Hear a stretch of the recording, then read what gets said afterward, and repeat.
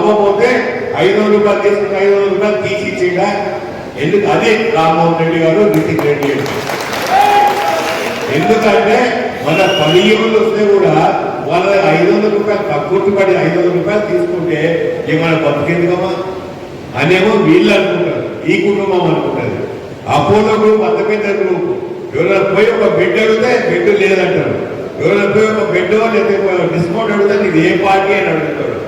నాకే నిజంగా దేవుడు అపోలో లాంటి గ్రూప్ నాకు ఇస్తే ఒక పెద్ద వార్డే పెడతాడు. చేవిళ్ళ పార్లమెంట్ కాన్స్టిట్యూన్సీ గడ్డ మీద ఎవరు వచ్చినా కూడా ఈ వార్డు మొత్తం ఫ్రీ వాళ్ళకి అని చెప్తా. ఏం పోతుందమ్మా? అంత పెద్ద హాస్పిటల్ గవర్నమెంట్ ఇచ్చిన భూమి, ఆయన సొంతంగా ఏం కొనుక్కోలేదు. గవర్నమెంట్ ఇచ్చి ప్రజల కోసం మంచి హాస్పిటల్ కట్టుకోమంటే పెద్ద పెద్దలు కట్టుకున్నాడు, సంపాదించుకున్నాడు, బాధ లేదు. అపోలో హాస్పిటల్ కోవిడ్ టైం కోసం పైసలు ఎక్కువ పెట్టుకుంటా కూర్చున్నారు. నేను పని చేసుకుంటా కూర్చున్నాను. రామ్మోహన్ రెడ్డి అంటే 500 రూపాయలు కూడా తీసుకోడు, వాళ్ళు 50,000 5 లక్షల రూపాయలు తీసుకుంటారు. ఇది వ్యత్యాసం. ఇది ఒక బీజేపీ అభ్యర్థికి నాకు కొండా విశ్వేశ్వరరెడ్డి పదే పదే చెప్తున్నాడు, నా పోటీ రంజిత్ రెడ్డి తోటి. నేను కూడా సవాల్ అంటున్నా, నా పోటీ విశ్వేశ్వరరెడ్డి తోటే. ఇవన్నీ నేను చేసే పనులు, ఇవి అవి చేసే పనులు. మీరు ఆదరించండి, మీరు దీవించండి.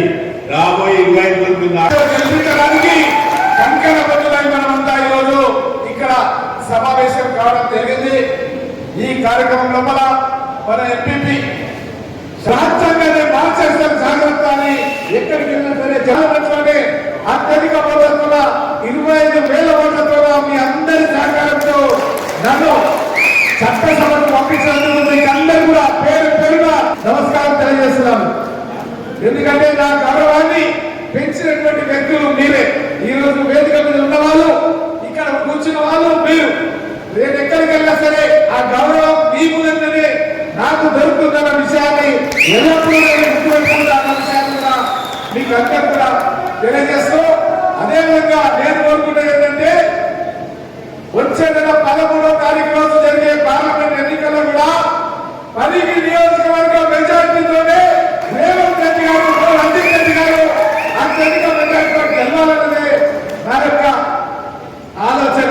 అంటే ఎక్కడికి వెళ్ళినా సరే నా కోరిక ఏంటంటే 10 ఓట్ల మూలంగానే అత్యధిక మెజార్టీ వచ్చింది మన రంజిత్ రెడ్డి గారి గారి చర్చ జరగాలన్నదే నా కోరిక.